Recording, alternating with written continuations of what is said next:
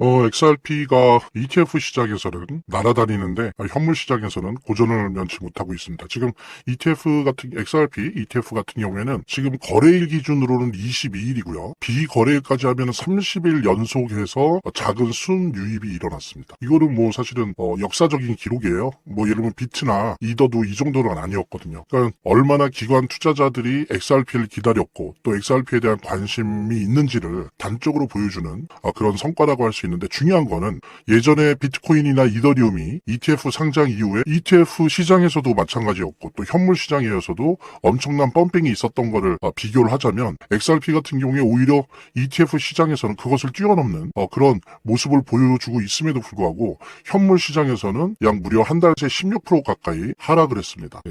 뭐 이거는 여러 가지 이유가 있죠. 다들 아시죠? 일단 첫 번째로는 역시 유동성의 문제예요. 아무리 좋은 호재가 있더라도 유동성이 없이는 그 호재가 어떤 가격 상승을 이끄는 소재가 될 수 없습니다. 말하자면 물이 없는데 어떻게 배가 띄어지겠습니까? 맨바닥에서. 그러니까 유동성이 너무 없었다라고 하는 부분. 하지만 그리고 이제 또 하나는 지난 며칠 동안, 지난 일주일 정도라고 할 수도 있는데 엔캐리 청산, 엔캐리 청산에 대한 공포 때문에 이것이 사실은 시장에 선반영됐다라고 하는 부분이요. 그래서 계속 좀 눌리고 있었다라고 하는 부분. 그 다음에 이제 며칠 전에는 오라클 쇼크가 있었죠. 오라클 쇼크. 그래서 이 미시건에 짓고 있는 데이터 센터, 이게 이제 여기에 가장 큰 투자자인 한 사모펀드가 원래 100억 달러를 투자하려고 하다가 이걸 취소했죠. 이러면서 원래는 미시간주에 있는 오라클의 데이터 센터가 27년에 완공되기로 했는데 이거 하나만으로 아무리 빨라도 28년도 혹은 더 늦을 수도 있다라고 하는 것이 밝혀지면서 전체 시장이 AI 테마, 기술 테마, 주가가 엄청 빠졌고요. 당연히 여러분들도 아시는 것처럼 AI나 기술주가 빠진다면 암호화폐도 빠집니다. 그러니까 전체적인 구조적으로 유동성이 메말라 있던 거와 함께 엔캐리, 오라클 쇼크 등이 덧붙여지면서 지금 현물 시장에서는 XRP의 가격이 엄청나게 하락을 했습니다. 뭐 근데 이거는 물론 어느 정도의 차이는 있지만 XRP만의 문제는 아니죠. 이더리움, 비트코인 다 마찬가지인데 단 우리가 볼 수 있는 거는 두 가지의 희망이 있다는 거예요. 사실은 지금 현재 희망이 싹트고 있다고. 뭐냐면 첫 번째로는 연준이 RMP를 하고 있다는 거죠. RMP라고 하는 거는 뭐 그거죠. 단기 채권을 매입함을 통해서 시중은행을 통해서 유동성을 공급하는 거죠. 그 지급준비금을 채우는 건데, 이게 말하자면 그걸 통해서 이제 시중 유동성을 공급하는 건데, 요게 이제 매달 적어도 내년 1, 4분기까지 400억 달러씩 진행되기로 했다는 거. 그 다음에 또 하나는 지금 이와 함께 매달 최소한 내년 상반기까지 1, 4분기까지 MBS 주택저당 증권을 약 한 달에 150억 달러 정도 계속 매입을 한다는 거죠. 이것도 유동성을 공급하는 거죠. 부동산 시장은 조금 손해를 보더라도. 그럼 이제 도합해서 매달 최소 550억 달러의 유동성이 시중에 공급이 되는 거죠. 이걸 이제 최소한 뭐 그때 가서 더 연장될 수도 있지만 일단은 내년 1, 4분기까지는 하겠다고 했거든요. 그러니까 이게 이제 한계적이긴 하지만 시장의 유동성 공급이 시작됐다라고 하는 거를 보여주는 하나의 시그널이고요. 신호고요. 이제 두 번째로는 뭐냐면 지금 뭐 오늘도 그랬지만 CPI 소비자 물가지수가 예상보다 덜 나왔죠. 덜 나왔고 그다음에 실업률은 2021년 이후로 가장 높게 나왔습니다. 그러니까 뭐냐면은 점점 내년 1월, 3월 금리 인하 가능성이 조금씩 높아지고 있다. 물론 여전히 시카고 선물 시장에서는 가능성을 아직도 금리 인하 가능성을 30%밖에 보고 있진 않지만 항상 이건 후행하는 지표고요. 지금 현재 되게 분위기가 오히려 금리 인하 쪽으로 조금씩 커지고 있다라고 하는 부분들. 요 두 개가 만약에 합쳐져서 RMP와 MBS 매입 작업이 계속 되어지고 여기에 1월, 3월 연속해서 금리 인하가 덧붙여진다라고 한다면 2019년도에도 그런 일이 있었거든요.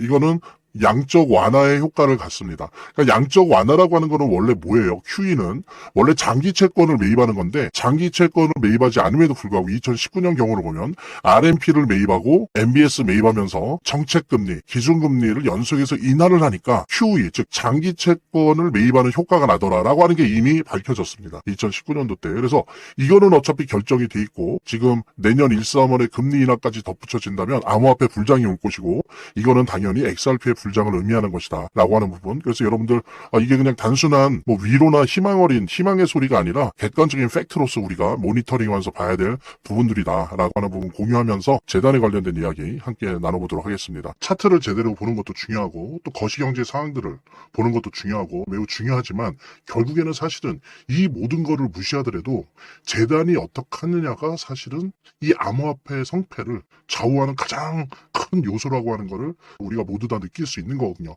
그래서 제가 좀 과장을 하면 오히려 암호화폐를 통해서 돈을 제대로 버는 사람들은 물론 차트도 보고 거시경제도 보고 하지만 가장 1차적으로 핵심적으로 보는 게 그 암호화폐를 발행한 제작하고 있는 공급하고 있는 재단의 정책과 재단의 상황들을 보거든요. 재단의 어떤 정책들만 봐도 우리들은 이 암호화폐 투자를 통해서 막대한 수익을 얻을 수가 있는 겁니다.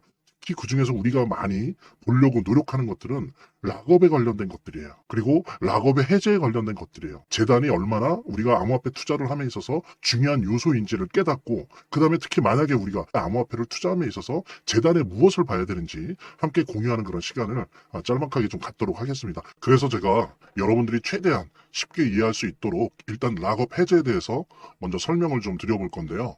이제 락업 해제라고 하는 거는 투자자 보호 차원에서 초기 투자자들이 일정 기간 동안 매도할 수 없도록 물량을 잠가두는데 이거를 풀어주어서 자유롭게 매도할 수 있게 해주는 걸 의미합니다.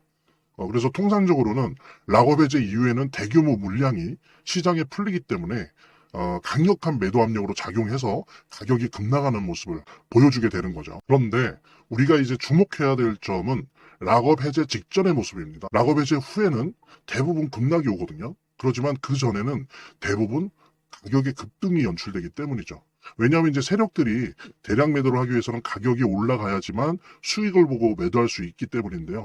충격적인 건 이걸 위해서 재단이나 프로젝트 측도 가격을 인위적으로 끌어올린다는 거죠. 실제로 리플이죠. 리플의 CEO 갈링하우스 같은 경우에는 이 락업 해제 전에 가격을 뻥튀기 시키기 위한 그 시세 조작을 한 적이 있었고 이게 발각이 된 적이 있습니다. 물론 본인은 이에 대해서 극구 부인을 했지만 모든 정황을 볼 때 사실은 이미 알 사람은 다 알고 있는 거죠. 그러니까 이런 일을 하는 이유는 초기 투자자들 때문이에요. 이 초기 투자자들에게 수익을 줘야지 어떤 보상 개념의 수익을 줘야 추가적인 투자 유치를 할 수 있는 거죠. 그 초기 투자자들 뿐만이 아니라 그 외에 2차, 3차 투자자들을 모집하기 위해서는 이런 초기에 부풀리기, 뻥튀기가 필요한 겁니다. 예. 그래서 락업 해제 전에 락업 일정에 맞춰서 매수 타점을 잡아내는 것이 매우 중요하게 대두되는 겁니다. 이 락업 해제 후에는 급등 후에 급락 패턴이 옵니다. 이제 그러기 때문에 락업 해제 전에 매수를 해야 되고 락업 해제 후에는 이제 매도를 해야 되는 거죠. 이래야지 이제 엄청난 수익이 가능해지는 건데요. 제가 특정 경로를 통해서 이 재단 측의 어떤 락업 해제 일정을 입수를 했거든요. 예, 근데 이 해당 문서는 기밀 문서이기 때문에 일단 중요한 내용을 이렇게 제가 좀 모자이크 한 거 양해 바라고요. 그러니까 이 문서에는 이제 재단 측의 락업 일정부터 물량, 목표가까지 모든 것이 나와 있습니다. 그래서 해당 일정에 맞춰서 상반기, 하반기 이렇게 나뉘어져 있는데 해당 일정에 맞춰서 세력들은 가격을 끌어올리고 그 다음에 이제 매도를 하겠죠. 그래서 우리도 이 일정에 맞춰서 정확하게 매수 매도 타점을 잡아 나가면 엄청난 고수익을, 대박을 노려볼 수가 있게 되는 겁니다. 그래서 여기 나와 있는 제 개인 번호 010-2592-6921 010-2592-6921로 부자 두 글자만 남겨놓으시면 제가 확인되는 대로 이 모자이크 없는 아까 보셨던 그 문서 원본이랑 그 다음에 이제 언제 어디서 얼마에 매수해야 되는지 그 시그널이 담겨있는 문서를 직접 핸드폰으로 PDF 형태로 전달해 드리도록 하겠습니다. 그러니까 당연히 무료고요. 자, 오늘 영상은 이쯤에서 마무리하고요. 다음 시간에 더 좋은 영상으로 인사드리도록 하겠습니다. 감사합니다.